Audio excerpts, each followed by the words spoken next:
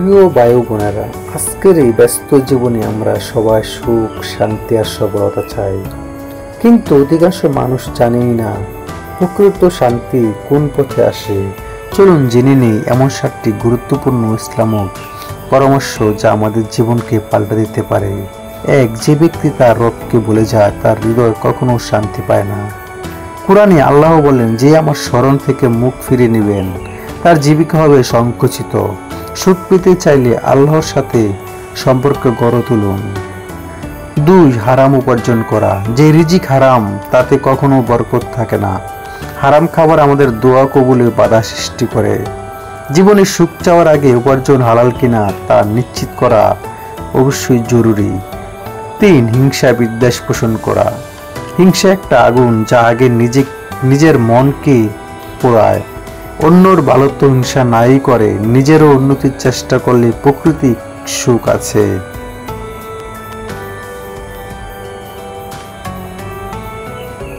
নামাজ বা প্রার্থনা ত্যাগ করা। সালাত হলো আত্মার আরাম। নবী সাল্লাল্লাহু আলাইহি সাল্লাম বলেছেন, সালাত আমার চোখের শীতলতা। সালাত ছেড়ে দিলে আত্মিক শূন্যতা আসে আর তা দুঃখের কারণ হয়ে দাঁড়ায়। 5. অপরকে কষ্ট দেওয়া।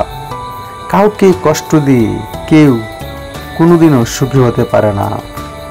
মানুষকে ভালোবাসা, দয়া প্রদর্শন করা এটি একমাত্র শান্তির পথ।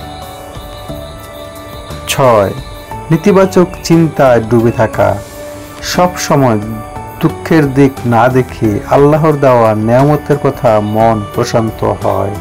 শুকরিয়া আদায় করলে আল্লাহর দানও বাড়িয়ে দেন।